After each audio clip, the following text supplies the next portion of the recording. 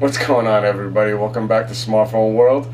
Today I'm going to be talking about 3 companies, one that you guys will definitely recognize and another 2 that you may not, but a lot of you will, of course, so don't be blasting me.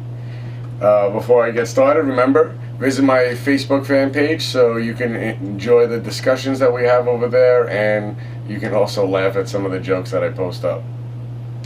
Alright, first up, Apple. Anybody see some of these new 5S, iPhone 5S concepts? Alright. They look like the iPhone 5, just plastic dipped. Does anybody know what plastic dip is?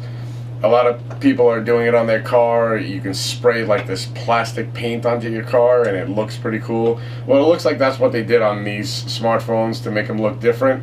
Except, like in one of these pictures, the display looks bigger and it looks clearly like a fake. So, I don't know. You guys can tell me what you think. I definitely think that they're fake. These are concepts that someone made up, and they were hoping that no one would catch on that plastic dip is real. So,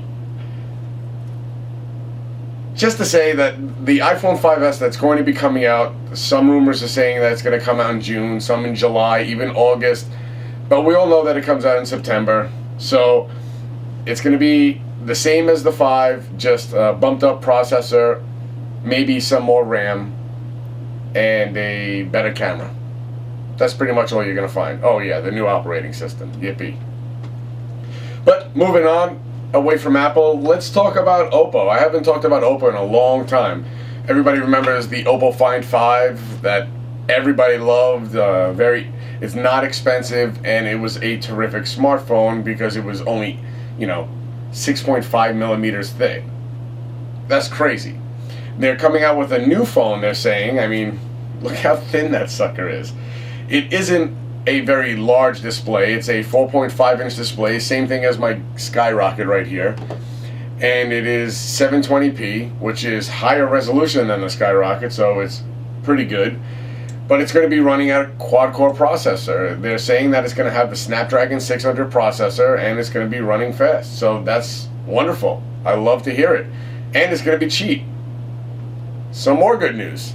Let's hope that it finds its way to more parts of the world than the Find 5 did, because we all know that the Find 5, even though it's a great smartphone, you can only get it in certain parts of the world, not like in the United States or Canada or Australia, stuff like that. Okay, well, that's pretty much all I have about that. I don't have any other information other than the fact that it's going to only be 6.1 millimeters thick. I mean, come on, that's insane. But last but not least, anybody hear about this? I hope that I'm pronouncing it correctly, and I know you guys are going to show me phonetically how to say it. Xiaomi Mi2S with a chipset that is running insanely fast.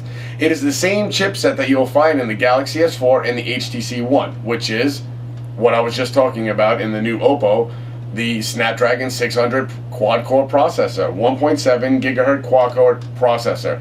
Yeah, it's 1.9 gigahertz in the Galaxy S4, but this is the 1.7 gigahertz.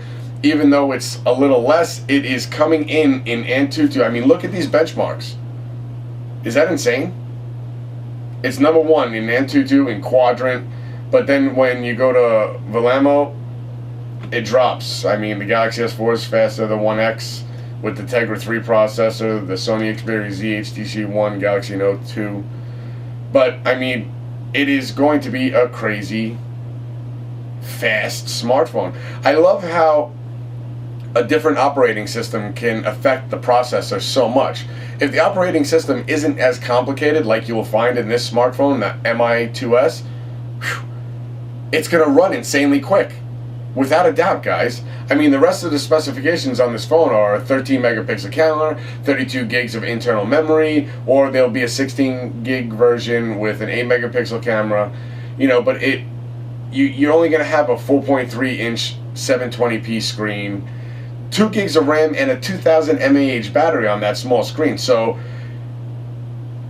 expect this thing to last a long time with a small display, super fast, I mean, a lot of people are going to want to get their hands on this thing, and hopefully it will not just be releasing in China and India, and it reaches the rest of the world. Again, another smartphone that we might not be seeing in the rest of the world. I really want to see these smartphones come all over the place and, you know, get LTE power, and this way I can connect them here and compare them. See how they really run on, you know, AT&T's LTE network. We're just going to have to wait and see, and as soon as I find out, I will be getting that information out to you. But until then, that was another episode of Smartphone World. I hope you enjoyed it. Please leave me some comments. Again, visit my Facebook fan page for the discussions and that smartphone show for articles. Thanks a lot, guys, and have a great day.